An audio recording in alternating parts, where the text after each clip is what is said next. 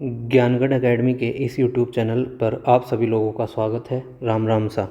तो video 25 days revision series में आज तीसरे दिन हम इंडियन ज्योग्राफी की क्लास लेके आए हैं, जिसमें इंडियन ज्योग्राफी में दो टॉपिक उल्लेखित है वीडियो में, एक तो वन्य जीव का और एक पर्यावरण एवं पारिस्थितिकी का। तो सबसे पहले अपन देखते हैं वन्य जीव टॉपिक। तो बढ़ते हैं अपन अपने टॉपिक की ओर। तो देखो, ये है अपना वन्य जीव का टॉपिक। तो देखिए, वन्य जीव में सबसे पहले अब इस टॉपिक में अपने को क्या क्या चीज़ें याद रखनी है वो देख लेते हैं। देखो, पहले तो एक तो इसमें आता है कि जितने भी अपने राष्ट्रीय उद्यान हैं, एक तो वो पूछे जाते हैं। उसके बाद में राष्ट्रीय उद्यान हो गए, अपने कंजर्वेशन रिजर्व हो गए, फिर एक वो पूछे जाएंगे कंजर्वेशन रिजर्व, ठीक है। उसके बाद में कंजर्वेशन रिजर्व हो गए, प्राकृतिक धरोहर स्थल हो गई भारत की, और जैव विविधता हॉटस्पॉट क्षेत्र हो गए, विश्व के मेगा डाइवर्सिटी देश हो गए। ये सब चीज़ें इसके अंतर्गत इस चैप्टर में पूछी जाती है। तो अपन देखते हैं सबसे पहले अपने जैव विविधता क्या होती है। तो देखिए, जैव विविधता क्या होती है? किसी निश्चित भौगोलिक क्षेत्र या पारिस्थितिकी तंत्र में पाए जाने वाले पौधे एवं जंतुओं की प्रजातियों की विविधता। तो जैसे ये क्षेत्र मान लो, सपोज करो, तो इस क्षेत्र में जितने प्रकार के भी जीव जंतु पौधे ये सब पाए जाएंगे ना, उनमें जो विविधता पाई जाएगी वही है अपने जैव विविधता, ठीक है। तो जैव विविधता क्या है कि एक निश्चित भौगोलिक क्षेत्र में पाए जाने वाले जो भी पौधे जंतु जो भी है, उनकी विविधता ही जैव विविधता है, ठीक है। तो अब करंट के हिसाब से ये इंपॉर्टेंट हो जाता है यहाँ पे कि जैव विविधता 2025 की थीम क्या है, ठीक है। तो जैव विविधता 2025 की थीम है प्रकृति के साथ सामंजस्य और सतत विकास। तो अब देखते हैं जैव विविधता के प्रकार। जैव विविधता 3 प्रकार की होती है बेसिकली। एक तो होती है अपनी आनुवांशिक जैव विविधता, दूसरी प्रजातीय जैव विविधता, और तीसरी सामुदायिक या पारितंत्र जैव विविधता। तो देखिए, आनुवांशिक जैव विविधता, जिसको जननिक या जेनेटिक बायोडाइवर्सिटी भी बोलते हैं अपन, तो ये क्या होती है कि एक ही प्रजाति के विभिन्न जीवों के जीनों में होने वाले परिवर्तन। जैसे अपन सब इसका अपन एग्जाम्पल के थ्रू देखना चाहिए। जैसे आम है तो इस आम का जैसे दशहरी आम भी आता है, लंगड़ा आम भी आता है, विभिन्न प्रकार के टाइप्स होते हैं इसके। तो एक ही प्रजाति हो गई आम, और उसके विभिन्न जीवों के जीनों में होने वाले, जैसे दशहरी आम भी हो गए, लंगड़ा आम भी हो गए। तो ये तो होती है आनुवांशिक जैव विविधता। फिर दूसरा है अपने प्रजातीय जैव विविधता। तो प्रजातीय जैव विविधता क्या है? किसी निश्चित भौगोलिक क्षेत्र में पाई जाने वाली विभिन्न प्रकार के प्रजातियों की विविधता। तो जैसे अपन इसमें एग्जाम्पल देखें अपने, जैसे रणथंभौर है। रणथंभौर राजस्थान का राष्ट्रीय उद्यान है, ठीक है। तो रणथंभौर राष्ट्रीय उद्यान में जैसे अपन बाघ ले लेते हैं, हिरण ले लेते हैं, मोर ले लेते हैं, आदि विभिन्न प्रकार के जीव पाए जाते हैं। तो एक निश्चित भौगोलिक क्षेत्र हो गया रणथंभौर राष्ट्रीय उद्यान, उसमें विभिन्न प्रकार के प्रजाति हो गई, उनमें जो विविधता पाई जाती है वो होती है अपने प्रजातीय जैव विविधता, ठीक है। फिर आगे क्या है कि सामुदायिक या पारितंत्र जैव विविधता, जिसे कम्युनिटी इकोसिस्टम बायोडाइवर्सिटी भी बोलते हैं। तो इसमें क्या है कि एक ही समुदाय के जीव जंतुओं एवं वनस्पतियों तथा दूसरे समुदाय के जीव जंतुओं एवं वनस्पतियों के बीच पाए जाने वाली जो विविधता है वो अपने सामुदायिक पारितंत्र या सामुदायिक जैव विविधता कहलाती है। तो जैसे देखो, अपने ये रेगिस्तान है, सपोज करो, ये एक मिनट, ये जैसे राजस्थान का मैप है, ठीक है। तो इसमें ये वाला एरिया है अपने रेगिस्तान का, ठीक। ये अपने मैदानी प्रदेश आ जाते हैं। अब रेगिस्तान के जो क्षेत्र में पाई जाने वाली जैव विविधता अलग होगी। सपोज करो जैसे यहाँ पे मरुद्भिद वनस्पति पाई जाती है, यहाँ पे अलग प्रकार की वनस्पति पाई जाएगी। फिर ये जो हाड़ौती क्षेत्र है, इसमें अलग प्रकार की वनस्पति पाई जाएगी। तो ये ही इसका मतलब हुआ कि एक ही समुदाय के जीव जंतुओं तथा वनस्पति, मतलब इस समुदाय के जो भी है और इस समुदाय के जो भी है, तो इन दोनों के बीच में जो डिफरेंस पाया जाएगा वो ही अपने सामुदायिक या पारितंत्र जैव विविधता, ठीक है। ठीक है जी, आगे बढ़ते हैं अपन। चलिए, अब देखो जैव विविधता का मापन किस प्रकार किया जाता है। तो देखो, मेजरमेंट ऑफ बायोडाइवर्सिटी, 3 विधियाँ होती है जैव विविधता के मापन के लिए। सबसे पहले है अल्फ़ा या स्थानीय जैव, 3 है अल्फ़ा, बीटा और गामा। तो अल्फ़ा विधि क्या होती है, या जिसे स्थानीय जैव विविधता भी बोलते हैं अपन, एक ही समुदाय या पारितंत्र में जो प्रजातियों की कुल संख्या होती है ना, वो अपनी होती है अल्फ़ा जैव विविधता। जैसे देखो, इस मैप में समझाता हूँ आपको।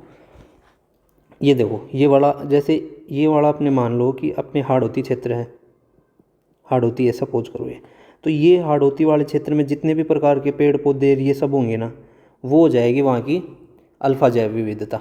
एक ही क्षेत्र में, ये लिखा है मैंने, एक समुदाय या पारितंत्र में जितने भी प्रजाति पाई जाएंगी उनकी कुल संख्या है अपने अल्फा विविधता। फिर जो बीटा विविधता होती है, ये क्या होती है कि इसकी पारिस्थितिक समुदायों के बीच प्रजातियों की तुलना, अलग अलग पारिस्थितिकी तंत्र, जैसे ये अपने हाड़ौती ले लो, ये अपने जैसे ढूंढाड़ ले लो, कुछ भी ले लो, तो इन दोनों क्षेत्रों के बीच में जो विविधता पाई जाएगी वो होगी क्या, ये है बीटा जैव विविधता। ठीक है, उसके बाद में गामा जैव विविधता क्या होती है, किसी भौगोलिक क्षेत्र में विभिन्न प्रजातियों की प्रचुरता का मापन किया जाता है। तो ये है जैसे ये अल्फ़ा केवल एक क्षेत्र में, दो क्षेत्रों को बीच कंपैरिजन करेंगे तो बीटा हो जाएगा। और जब पूरे पारिस्थितिकी तंत्र के बीच में, जैसे अपन एग्जांपल ले लेते हैं, जब अपन ढूंढाड़ क्षेत्र में करेंगे तो ये आ जाएगा अपना क्या, अल्फ़ा। फिर जब अपन ढूंढाड़ एंड हाड़ौती में करेंगे तो ये आ जाएगा अपने क्या, बीटा। और जब अपन पूरे राजस्थान की बात कर लेंगे तो वो आ जाएगा अपने गामा जैव विविधता। तो ये है तीनों में बेसिकली डिफरेंस। ठीक है, उम्मीद है आपको क्लियर हो गई होगी चीज़ें। तो अब देखो, अब आपको जब ये दोनों पढ़ रहे होंगे आप, जैसे आनुवांशिक जैव विविधता के प्रकार और जो ये जैव विविधता का मापन है, वो ये तीनों के तीनों डेफिनेशन में आपको सेम ही लगेंगे। परंतु जो जैव विविधता के जो प्रकार हैं उसमें तो किया जाता है कि जो विविधता होती है वो किस स्तर पर होती है, जैसे कि एक बेसिकली एक एरिया में होती है, किस एरिया में। और इस वाले जो जैव विविधता का मापन में ये ध्यान रखा जाता है कि विविधता को मापा कैसे जाता है। ठीक है, तो ये वाली चीज़ इसमें, ये दोनों के बीच में डिफरेंस होता है अपने। तो ये चीज़, तो इसमें सबसे पहले तो पूछा जाता है एक चीज़ क्या, कि विविधता वाले में अल्फ़ा, बीटा और गामा जैव विविधता, ज़्यादातर तो यही पूछा जाता है। ठीक है, तो ये हो गई। अब देखते हैं अपन जैव विविधता तप्त स्थल, इम्पोर्टेंट है ये। ठीक है, जैव विविधता हॉटस्पॉट, बायोडाइवर्सिटी हॉटस्पॉट। तो सबसे पहले इसका प्रयोग किया था नॉर्मन मायर्स द्वारा 1988 में प्रयोग किया गया। और इसमें जैव विविधता हॉटस्पॉट क्या होंगे, जहाँ पर स्थानिक प्रजातियों की बहुलता पाई जाएगी, अर्थात किसी कोई विशेष क्षेत्र में ही प्रजाति पाई जाती है। जैसे सपोज कर लो अपने जो रणथंभौर राष्ट्रीय उद्यान में, उसमें कोई प्रजाति पाई गई है, वह है और किसी क्षेत्र में नहीं पाई जाती, उसी क्षेत्र में पाई जाती है, तो वो है जैव विविधता हॉटस्पॉट वाला क्षेत्र। तो इसमें परिभाषा में क्या जाएगा कि जहाँ पर विश्व की 3 लाख प्रजातियों में से 0.5% या फिर 1500 से अधिक समन्वय पौधों की स्थानिक प्रजातियाँ पाई जाती है। ठीक है, और उनमें प्राथमिक वनस्पतियों का 70% से अधिक भाग नष्ट हो चुका हो, तो वो अपने जैव विविधता हॉटस्पॉट में आएंगे। ठीक है, बस अपने को तो सीधी सी याद रखनी है ये वाली चीज़, नॉर्मन मायर्स द्वारा दिया गया था ये, बस इतना ही। ये नहीं पूछेगा आपको 3 लाख वाला ये सब सिस्टम। ओके, जहाँ पर स्थानिक प्रजातियों की बहुलता होती है वो होते हैं अपने जैव विविधता हॉटस्पॉट। तो विश्व में टोटल जैव विविधता हॉटस्पॉट है अपने कितने हैं, 36 जैव विविधता हॉटस्पॉट, जो कि पृथ्वी के कुल क्षेत्रफल का 2.5% भाग पूरा है। अब अपने को क्या याद रखना है, एक तो टोटल याद कर लिया अपन ने, कितने हैं 36। ठीक है, फिर इसमें से भारत में कितने आ जाएंगे, टोटल 4। तो सबसे पहला है इंडो बर्मा क्षेत्र 5.13%, फिर हिमालय क्षेत्र, ये अपने मैक्सिमम आ जाएगा। थर्ड है पश्चिमी घाट व श्रीलंका क्षेत्र, और चौथा है सुंडालैंड व निकोबार क्षेत्र। मैं ये आपको मैप से बता देता हूँ, ये देखिए, ये देखो, ये है अपने हिमालय क्षेत्र। ठीक है, ये अपने पश्चिमी घाट एंड श्रीलंका क्षेत्र। ओके, उसके बाद में ये अपने आ जाएगा इंडो बर्मा क्षेत्र, और ये अपने सुंडालैंड वाला आ जाएगा, Sundaland and Andaman Nicobar. Okay, देखो इंडो बर्मा क्षेत्र जिसमें नागालैंड, मणिपुर, मेघालय, त्रिपुरा, मिजोरम। उसके बाद में हिमालय क्षेत्र जम्मू कश्मीर, हिमाचल प्रदेश, उत्तराखंड वाला। पश्चिमी घाट ये केरल, कर्नाटक, तमिलनाडु ये सब। और सुंडालैंड में अपने अमेरिका वाला, ये जो अमेरिका नहीं सॉरी अंडमान निकोबार ये वाला एरिया, ये इसी में ही आएगा। ठीक है, तो ये थे अपने 4 जैव विविधता हॉटस्पॉट। ओके, फिर अब अपन पढ़ते हैं मेगा डाइवर्सिटी देश। ये अभी RAS मेंस 2024 आया था। RAS मेंस में पूछे थे 5 नंबर क्वेश्चन में कि विश्व के 10 जैव मेगा डाइवर्सिटीज कंट्री कौन कौन सी है। तो देखो सबसे पहले आते हैं अपन, ये है मेगा डाइवर्सिटी, टोटल है अपने विश्व में 17 है टोटल। तो सबसे पहले अपन देखते हैं उत्तरी अमेरिका महाद्वीप में। तो उत्तरी अमेरिका महाद्वीप में कौन कौन से हुए, एक तो अमेरिका हो गया और एक मैक्सिको हो गया, ठीक है। उसके बाद में अपन देखते हैं ये है अपने दक्षिण अमेरिका महाद्वीप। तो दक्षिण अमेरिका महाद्वीप में 5 है total, Colombia, Ecuador, Peru, Venezuela और ब्राज़ील। तो इसको कैसे याद करेंगे, इसकी ट्रिक क्या होएगी याद करने की। तो इसकी ट्रिक है सीधी सी, बीवी ने पैक पिया। क्या पिया, बीवी ने पैक पिया। तो बी से ब्राज़ील, वी से वेनेजुएला, पी से पेरू, ई से इक्वेडोर और सी से कोलंबिया। तो बीवी एक जगह कर लेना और पीवी पैक एक जगह कर लेना। तो बीवी ने क्या पिया, पैक पिया, ठीक है। अन्यथा न लेना, ये बस ट्रिक है कि अपने को याद हो जाए उसके लिए बनाया है, ठीक है। उसके बाद में अब देखो अफ्रीका महाद्वीप में चलते हैं, ये अपने अफ्रीका महाद्वीप हो गया। तो अफ्रीका महाद्वीप में टोटल है 3, क्या, एक तो DRC democratic Republic of Congo, उसके बाद में साउथ अफ्रीका और ये क्या है मेडागास्कर। तो इसकी ट्रिक क्या जाएगी, महेंद्र सिंह धोनी। M से मेडागास्कर, S से साउथ अफ्रीका और D से डेमोक्रेटिक रिपब्लिक कॉन्गो, ठीक है। इसकी ट्रिक क्या हो गई, MSD। इसकी बीवी ने पैक पिया। उत्तरी अमेरिका में 2 महाद्वीप, US और मैक्सिको। उसके बाद में चलते हैं अपन किसकी ओर, एशिया महाद्वीप की ओर। तो एशिया महाद्वीप में देखो चाइना, भारत अपने को याद हो जाएगा, भारत की कोई ट्रिक बनानी नहीं है, ठीक है। फिर मलेशिया, इंडोनेशिया, ऑस्ट्रेलिया अलग है ही, पापुआ न्यू गिनी, फिलीपींस। तो इसकी क्या ट्रिक कर लेंगे, एक ACP मुंबई इंडियंस, ठीक है। तो देख लो, A से ऑस्ट्रेलिया, C से चाइना, P से फिलीपींस, M से मलेशिया, I से इंडोनेशिया। अब एक याद रखना है अपने को, एक तो पापुआ न्यू गिनी अलग है इस ट्रिक से, एक इंडिया अलग। इंडिया का तो अपन रहते ही हैं भारत जैसे महादेश में, तो वो तो याद रखने की ज़रूरत है नहीं, पापुआ न्यू गिनी याद रखना है। तो ACP भी इसमें P भी आ गया, तो बस ये याद रखने।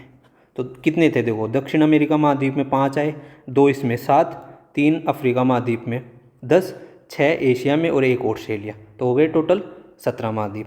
तो ट्रिक क्या थी, एक की तो बीवी ने पैक पिया, एक की महेंद्र सिंह धोनी और एक की ACP मुंबई इंडियंस में, ठीक है। तो ये थे विश्व के जैव महाविविधता मेगा डाइवर्सिटी कंट्रीज। ओके, आगे बढ़ते हैं अपन कि अब देखो उष्णकटिबंधीय क्षेत्र में स्थित होते हैं जो मेगा डाइवर्सिटीज कंट्री है, ये अपने उष्णकटिबंधीय क्षेत्र में स्थित होते हैं और देश में संसार की सर्वाधिक प्रजातीय विविधता इसी क्षेत्र में पाई जाती है, ठीक है। और उष्णकटिबंधीय क्षेत्र कौन सा होगा, जैसे ये है अपने 0 डिग्री भूमध्य रेखा, तो 23.5 डिग्री ऊपर ये कर्क रेखा और 23.5 डिग्री दक्षिण में ये मकर रेखा, कर्क रेखा, ठीक है। तो इन दोनों के बीच में जो होगा ये वाला अपने क्षेत्र है उष्णकटिबंधीय क्षेत्र, ठीक है, ये है। ओके, चलते हैं आगे, फिर देखते हैं विश्व में 17 महाविविधता केंद्र स्थल, ये मैंने आपको बता दिए। ये थोड़ा सा करेक्शन हो गया था, तो मैक्सिको मैंने यहाँ पे लिख दिया है, याद देख लेना आप, है ना। फिर भारत जैव विविधता विरासत स्थल, तो भारत में जो कुल जैव विविधता विरासत स्थल है वो वर्तमान में है टोटल 51। तो जिसमें जो प्रथम जैव विविधता विरासत स्थल है वो है नल्लूर टेमरिड बेंगलोर में, सर्वाधिक स्थल है अपने पश्चिम बंगाल में, और जो जैसे कुछ अन्य है जैसे गुप्तेश्वर वन ओडिशा का है जो 51वां नवीनतम है, ये अपने सितंबर 2025 अभी वर्तमान का ही 10-15 दिन पहले का ही, वो है एलाथुर तमिलनाडु का। इसके अलावा एक है अपने कसमपट्टी, ये डिंडीगुल का कसमपट्टी, ये भी अपने जैव विविधता विरासत स्थल है। उसके बाद में IUCN international union for conservation of nature and nature resources, इसकी स्थापना होती है 1948 में, मुख्यालय इसका ग्लैंड स्विट्जरलैंड में। और ये क्या क्या कार्य करता है, ये रेड डाटा लिस्ट जारी करता है, क्या कर वो ये है संकटग्रस्त जो प्रजाति होती है ना उसके संबंध में कि ये विलुप्त हो रहे हैं, संकटग्रस्त है, दुर्लभ प्रजाति है, इन सब के कार्य के लिए रेड डाटा लिस्ट जारी करता है, ठीक है। उसके बाद में इसकी 9 श्रेणियाँ होती है, एक तो है विलुप्त, उसके बाद में सुभेद्य और फिर संकटग्रस्त। इसके अलावा अन्य भी होती है, संकटग्रस्त हो गई तो जिसमें विलुप्त है, जो विलुप्त होने के कगार पर पहुंच चुके हैं, ठीक है, और अगर इनका संरक्षण नहीं किया गया तो ये ख़त्म हो जाएंगे। ये रही अपनी रेड डाटा बुक, ठीक है, ये याद रखने को अपने।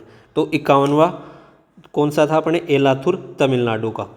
ओके, बस अपने को याद क्या रखना है कि IUCN जारी करती है रेड डाटा लिस्ट और 9 श्रेणियाँ इसमें होती है। फिर IUCN ने संकटापन्न पौधे व जीवों की प्रजातियों को उनके संरक्षण के उद्देश्य से, अब उनका संरक्षण करना है तो 3 भागों में विभाजित करते हैं। अब इसमें ज़रूर पूछा जा सकता है कि निम्नलिखित में से कौन सा शामिल नहीं है। तो एक तो संकटापन्न मैंने बता ही दिया, एक सुभेद्य और एक दुर्लभ प्रजाति, ये 3 भागों में बांटते हैं। इसके अलावा जो चौथा ऑप्शन में आएगा वो अपना आंसर नहीं होगा। तो ये चीज़ अपने को याद रखनी है। ओके जी, फिर आगे बढ़ते हैं अपन। वन्य जीव सुरक्षा अधिनियम 1972 के तहत भारत में क्या, एक तो टोटल नेशनल पार्क कितने हैं, 107 है। ओके, फिर वन्य जीव अभ्यारण्य कितने अपने 573। जीव मंडल नीचे या जिसे अपन बायोस्फीयर रिजर्व भी बोलेंगे, बायोस्फीयर रिजर्व, वो अपने कितने हैं टोटल 18। और कंजर्वेशन रिजर्व कितने हैं अपने 15, ठीक है 115 सॉरी। फिर जैव विविधता संरक्षण स्थल, तो जैव विविधता संरक्षण स्थल देखो इन सिटू कंजर्वेशन। अब जैव विविधता का संरक्षण किस प्रकार से किया जाएगा, तो इसके लिए ये 2 चीज़ें होती हैं अपने, एक तो होता है स्वस्थानीय संरक्षण और एक होता है बहिस्थानीय संरक्षण, ठीक है। तो इन सिटू कंजर्वेशन क्या होता है कि पौधे एवं जंतुओं की प्रजातियों को उनके प्राकृतिक आवास में संरक्षित करना है अपने को, कि उनके प्राकृतिक आवास में। ओके, फिर एक होता है जैसे प्राकृतिक आवास में जैसे राष्ट्रीय उद्यान, नेशनल पार्क, वन्य जीव अभ्यारण्य, बायोस्फीयर रिजर्व, कंजर्वेशन रिजर्व, प्रकृति रिजर्व, पवित्र उपवन जिसमें अपन ओरण वगैरह ये सब आ जाएंगे ना, वो सब आएगा। उसके बाद समुदाय रिजर्व, पक्षी अभ्यारण्य। तो ये है इम्पोर्टेंट चीज़।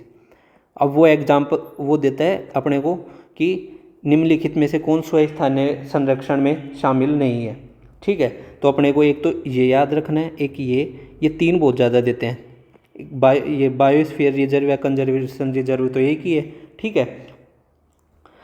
और फिर है बहिस्थानीय संरक्षण। तो इस विधि में जो पौधे और जंतुओं का संरक्षण है ना, उनके बाहर किया जाता है। प्राकृतिक जो आवास है ना जहाँ पे वो रहते हैं उनके बाहर किया जाता है। जैसे बोटनिकल गार्डन हो गया, जीन बैंक हो गया, चिड़ियाघर हो गया, जैविक उद्यान। अब चिड़ियाघर वगैरह ये सब बाहर ही बनाए जाते हैं।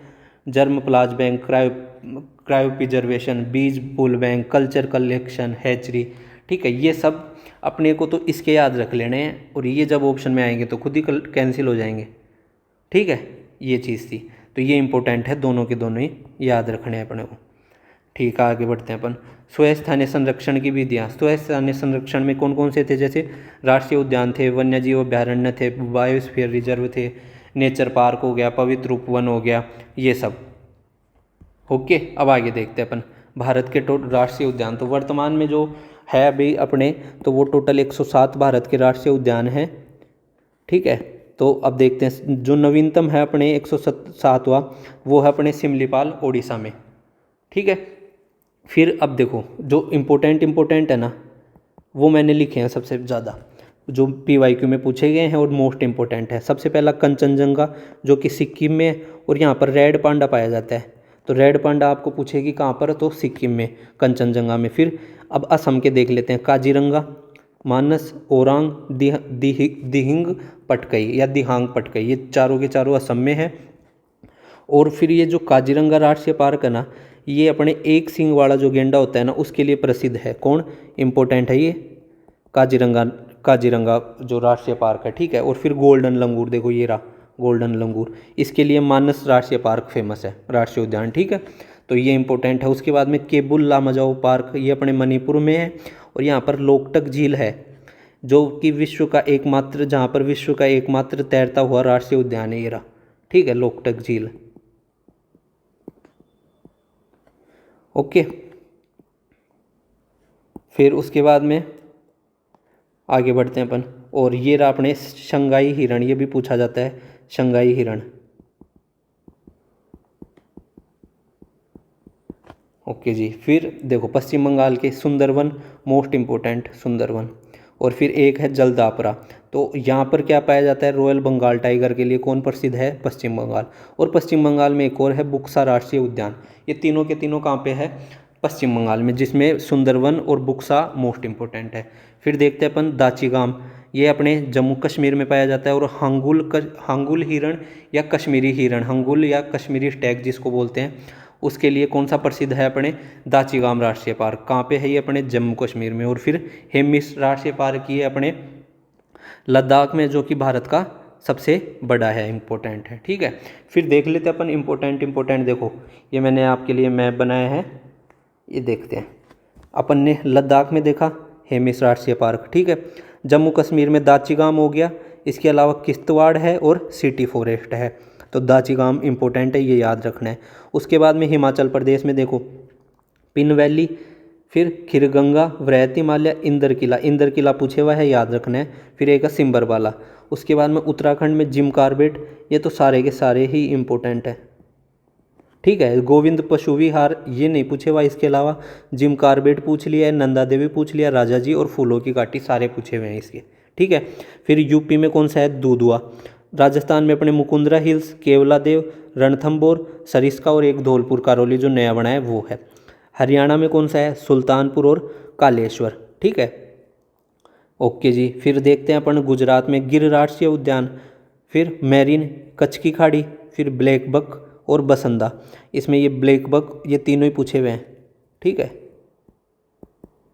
ओके। फिर एमपी में देख लेते हैं बांधवगढ़, कान्हा, सतपुड़ा, वन विहार, इंद्रिय प्रियदर्शनी या पेंच, फॉसिल पार्क, संजय, माधव और पन्ना, ये भी इम्पोर्टेंट है। ये भी लगभग पूरे ही पूछे हुए इसमें। ओके, फिर महाराष्ट्र में देखते हैं संजय गांधी। अब देखो संजय इसमें भी है, संजय इसमें भी है। फिर ताडोबा राष्ट्रीय उद्यान, नवेगांव, पेंच और चंदोली। फिर कर्नाटक इम्पोर्टेंट पूछे हुए हैं लगभग सारे। बांदीपुर, राजीव गांधी, कुद्रेमुख। अब कुद्रेमुख यहाँ पर खनिज के लिए भी प्रसिद्ध है कर्नाटक की। फिर बन्नेरघट्टा और अंशी। फिर केरल में देखो पेरियार, मोस्ट इम्पोर्टेंट कौन कौन से, एक तो साइलेंट वैली, एक पेरियार, इराविकुलम। ठीक है, फिर पराम्बिकुलम, शोला। फिर तमिलनाडु में देखते हैं अपन मन्नार की खाड़ी, इंदिरा गांधी, मुदुमलाई, गिंडी, पालनी हिल्स और मुकुर्थी।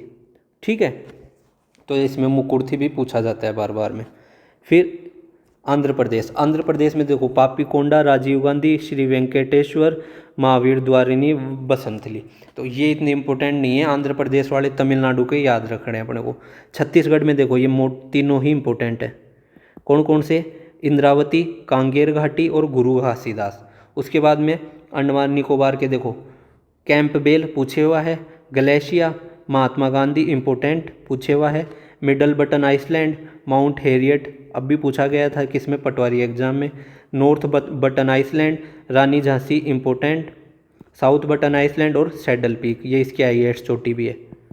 ठीक है, तो ये था अपना अंडमान निकोबार का। उसके बाद में बुक्सा, ये पश्चिम बंगाल का बुक्सा हो गया, सुंदरवन इंपॉर्टेंट है, जलदापरा, सिंहलीला, नेवरा और गोरुमाला। उड़ीसा का ये तीनों ही इंपॉर्टेंट है, भितरकणिका और सिमलीपाल। ठीक है, बिहार का वाल्मीकि हो गया, अरुणाचल प्रदेश का नामदफा इंपॉर्टेंट और माउलिंग, ये दोनों ही इंपॉर्टेंट। सिक्किम का कंचनजंगा आपने पढ़ ही लिया। ओके, तो ये थे अपने मोस्ट इंपॉर्टेंट थे। उसके बाद में अब ये थोड़े नॉर्थ ईस्ट के बच के, इसके लिए अलग से मैप है देखो, जिसमें असम इंपॉर्टेंट, असम के सारे इंपॉर्टेंट है। डिब्रू सोइवा, दिहांग पटकाई, काजीरंगा, मानस, ओरांग, नामेरी, रायमोना, ये सातों के सातों ही पूछे हुए हैं। ठीक है, उसके बाद में नागालैंड का इटांकी, मणिपुर का केबुल लामाजाओ, ये केबुल लामाजाओ है। ठीक है, उसके बाद में मिजोरम का मुरलेन और फुआंगपुई, जिसे ब्लू माउंटेन भी बोलते हैं अपन। फिर त्रिपुरा का बाइसन और क्लाउडेड लेपर्ड, मेघालय का नोक्रेक। ये थे अपने राष्ट्रीय पार्क। ओके, एक दो बार देखोगे तो याद हो जाएगा इसमें।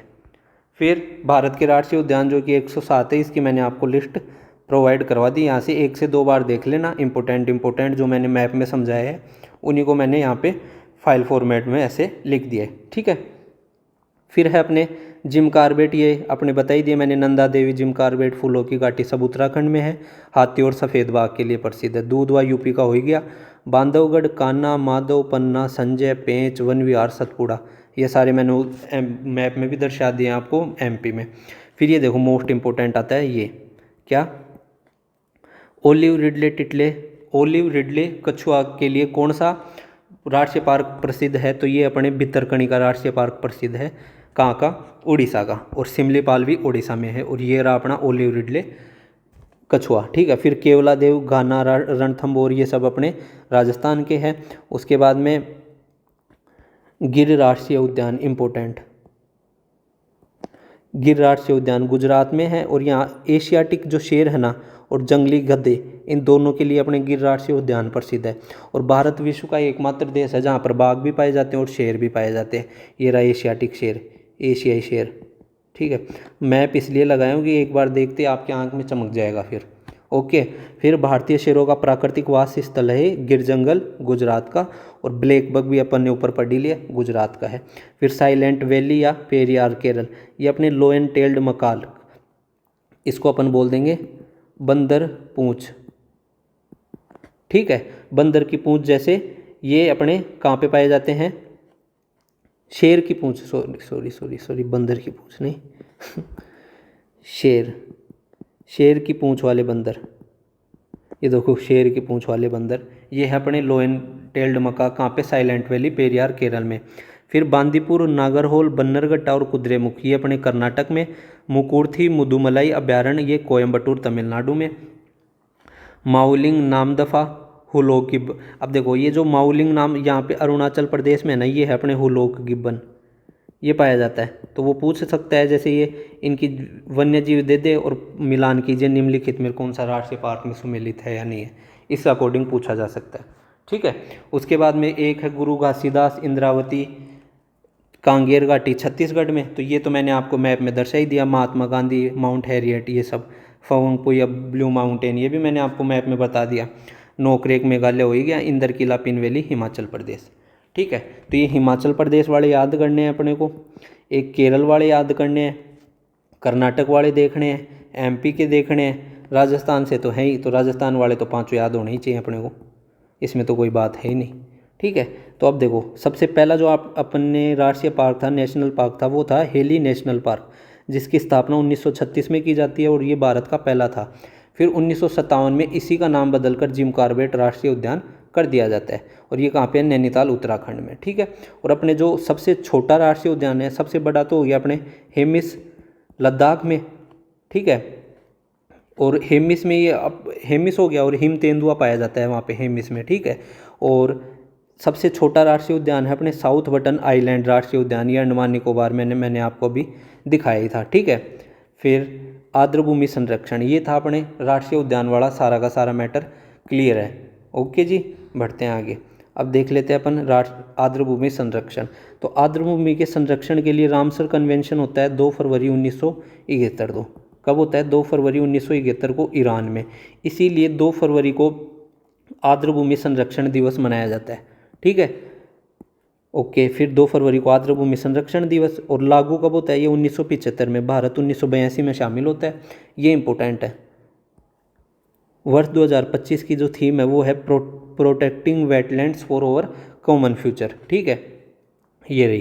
फिर सर्वाधिक जो 20 आर्द्रभूमि क्षेत्र अपने तमिलनाडु में है, और वर्तमान में भारत में मोस्ट इम्पोर्टेंट लगा लेना, छपेगा 100% छपेगा यहाँ से।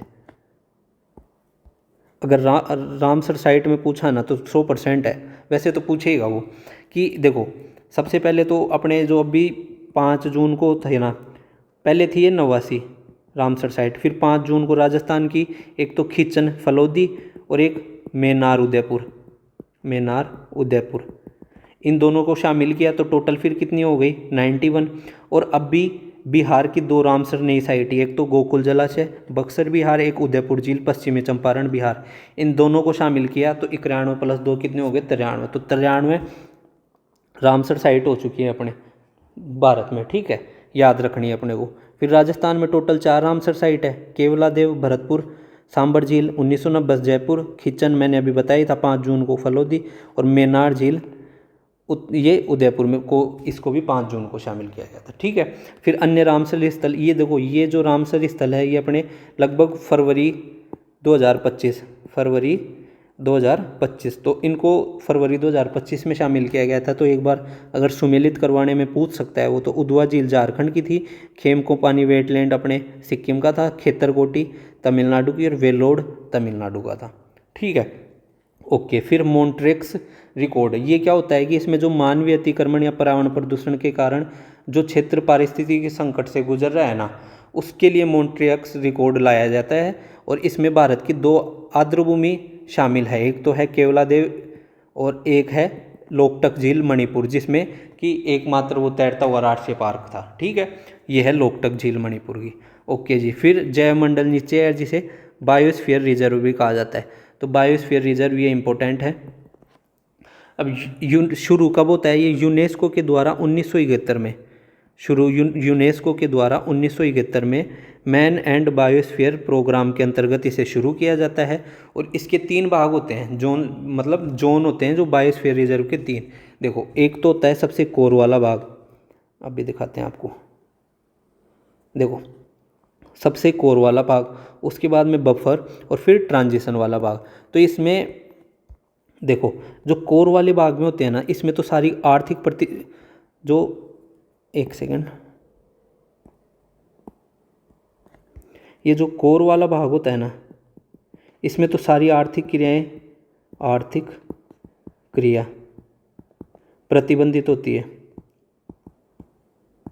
ठीक है, कोर वाले भाग में तो। और फिर जैसे बफर आता है, बफर वाले भाग में इसमें जो, देखो ये मैंने इस प्रकार से लगा रहा है कि इसमें क्या क्या है, अपने फोटोग्राफी वगैरह, अनुसंधान, ये जब रिसर्च वगैरह जो सारे काम होंगे वो इसमें हो जाएंगे बफर वाले क्षेत्र में।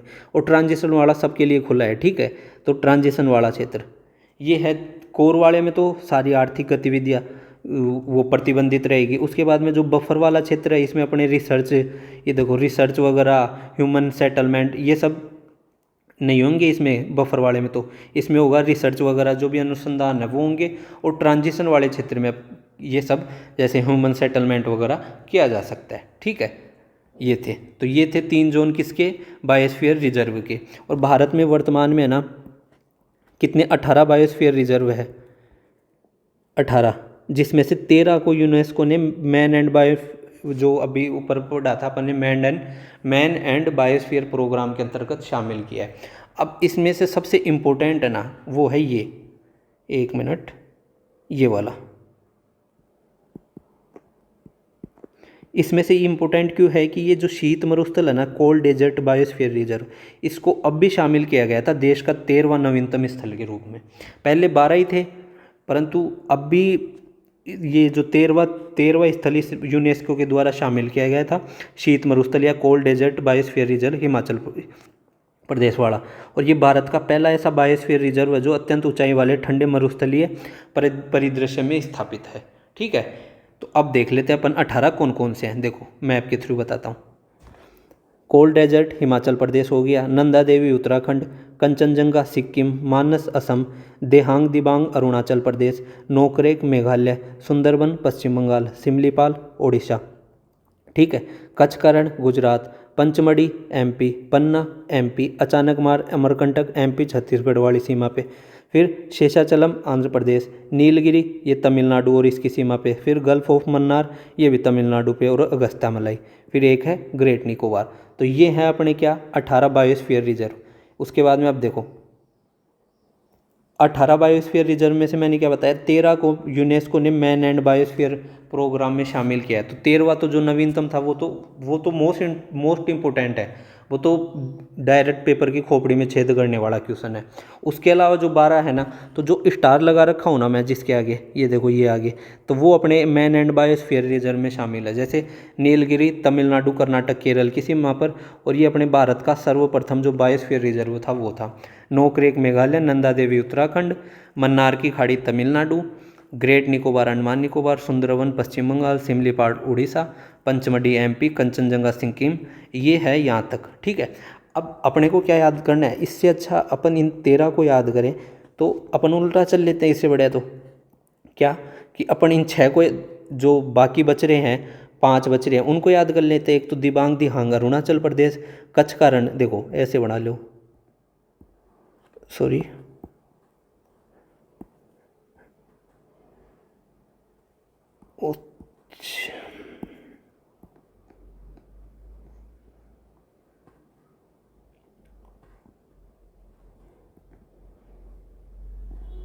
एक बार ऐसे कर लो, ठीक है। तो देखो एक तो इधर का आएगा सबसे कॉर्नर का, एक इधर का जाएगा, ठीक है, एक इधर आ जाएगा शेषाचलम आंध्र प्रदेश, एक यहाँ पे आएगा 4 मानस असम, ठीक है, और एक डिब्रू सुखेवा असम, ये भी असम, तो ये वाला असम, 4 और 5। तो कैसे याद करना है, 3 तो पूर्व में, एक पश्चिम में और एक दक्षिण में। 3 पूर्व में कौन कौन से हो गए, एक तो ये दिबांग दियांग अरुणाचल प्रदेश का डिब्रू सोएबा, और एक ये मानस असम, ठीक है। उसके बाद में कचकारण और शेषाचलम। तो ये 5 याद कर लेंगे तो तेरा आगे अपने को नाम याद करने की ज़रूरत ही नहीं है, ठीक है। ओके जी, चलते हैं आगे, ठीक है। ये मैंने यहाँ तक बता दिया। अब भारत के प्राकृतिक विश्व धरोहर स्थल यूनेस्को के द्वारा 7 है। सबसे पहले देखो ये है भारत सरकार की वेबसाइट का, एक तो ग्रेट हिमालयन, ये जो अब भी था बायोस्फीयर रिजर्व, ये अपने 7 प्राकृतिक विश्व धरोहर स्थल में शामिल है। फिर नंदा देवी हो गया, ओके। उसके बाद में केवला देव अपने, फिर वेस्टर्न घाट, उसके बाद में काजीरंगा, फिर मानस, फिर सुंदरवन।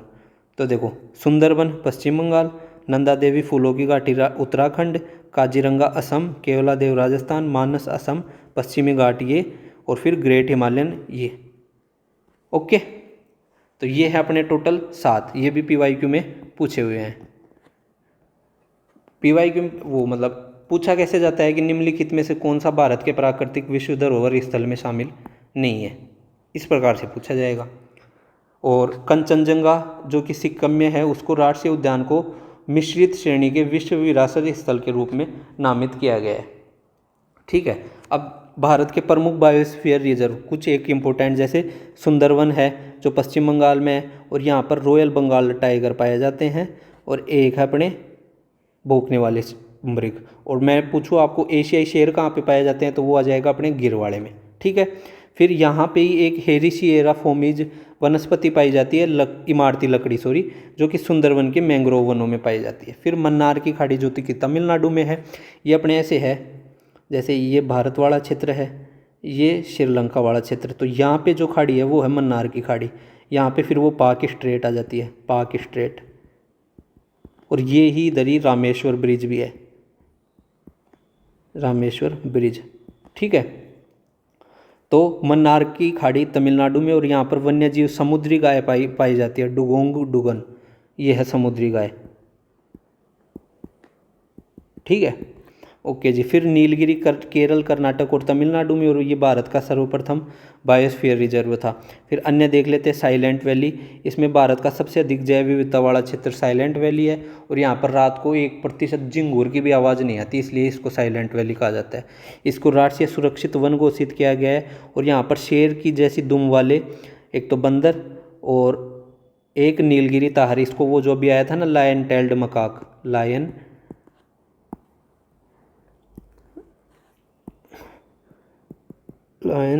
टेल्ड मकाक, ये कहाँ पे पाया जाता है, अपने साइलेंट वैली में, ठीक है। फिर प्रोजेक्ट टाइगर, ये अपने 1 अप्रैल 1973 को हुआ था, ये इंपॉर्टेंट है। उसके बाद में जिम कॉर्बेट राष्ट्रीय उद्यान प्रोजेक्ट टाइगर के तहत शामिल होने वाला देश का पहला पार्क था, ठीक है। भारत में सर्वाधिक बाघ कहाँ पे पाए जाते हैं, मध्य प्रदेश में, इसलिए मध्य प्रदेश को टाइगर स्टेट कहा जाता है। और भारत में सबसे बड़ा टाइगर रिजर्व ये नागार्जुन सागर श्रीशैलम टाइगर रिजर्व है, वो कि कहाँ पर है, आंध्र प्रदेश में। और सबसे छोटा टाइगर रिजर्व है वो अपने बोर महाराष्ट्र में, ये इंपॉर्टेंट है। देश में बाघों की संख्या 3682 हो गई है, 3682। अब 36 बेहतर बोलते हैं ना, 26 का दुगुना बेहतर, तो बेहतर नहीं करना, अपने को 82 याद रखना है, तो 2682, जो कि विश्व की कुल बाघों की संख्या का 75% है भारत के अंदर ही। और सरकार के द्वारा WWF और IUCN के सहयोग से बाघ संरक्षण परियोजना चलाई जा रही है। और जो राजस्थान के टाइगर रिजर्व है वो है 5, रणथंभौर, सरिस्का, मुकुंदरा, रामगढ़ विसदारी और धौलपुर कारोली। अब देखो आप मेहनत देखो, हर एक पे मैप वगैरह सब कुछ लगा के चिपका रखा है, ताकि सीधी खोपड़ी के अंदर ही छेद करो आप पेपर में, ठीक है। फिर 57वां जो अब 58 है टोटल, तो नवीनतम है 57वां, जो कि रातापानी बाघ परियोजना मध्य प्रदेश की है। और 58वीं कौन सी है, माधव बाघ परियोजना, जो कि MP की है। तो ये राजस्थान ज्योग्राफी के अनुसार हो गया, ये इंडियन ज्योग्राफी के अनुसार हो गया साहब। फिर जैव विविधता के संदर्भ में अंतर्राष्ट्रीय सम्मेलन और समझौते कौन कौन से हैं? तो साइट्स देखो, convention of international trade in endangered species of wild fauna and flora. तो इसका जो आयोजन होता है वो 1973 में जेनेवा स्विट्जरलैंड में होता है, और ये प्रभावी कब से होती है? 1975 से। भारत 1976 में हस्ताक्षर करता है। इसमें शामिल देश कब थे, कितने थे? 184। और ये कार्य क्या करता है? ये अंतर्राष्ट्रीय जो संकटग्रस्त प्रजाति है ना, उनके अंतर्राष्ट्रीय व्यापार पर रोक लगाता है। ठीक है, साइट तो बस आपको याद करना है 1973 जेनेवा स्विट्जरलैंड। फिर CBD कन्वेंशन ऑन बायोडाइवर्सिटी, इसका आयोजन कब होता है? 1992 में। कहाँ? रियो डी जेनेरियो, ब्राज़ील, जिसको अपन पृथ्वी सम्मेलन भी बोलते हैं। फिर कार्टाजेना जैव सुरक्षा प्रोटोकॉल, ये अपने 2000 में किसके लिए? जैव सुरक्षा के लिए। नागोया प्रोटोकॉल 2010 में। आईची लक्ष्य वर्ष 2010 में। फिर 30/30 संरक्षण लक्ष्य COP 2015, इसको अपन कुनमिंग प्रोटोकॉल भी बोलते हैं, कुनमिंग।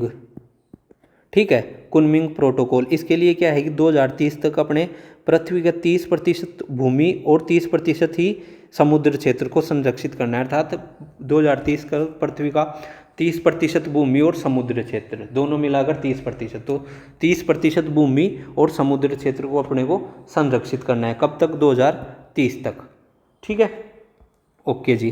फिर भारत में जैव जंतुओं के संरक्षण की कौन कौन सी योजनाएं चल रही है? तो देखो, 1970 में हांगुल मृग परियोजना, ये है अपने हांगुल मृग। ठीक है, 1972 में कस्तूरी मृग, ये है अपने कस्तूरी मृग।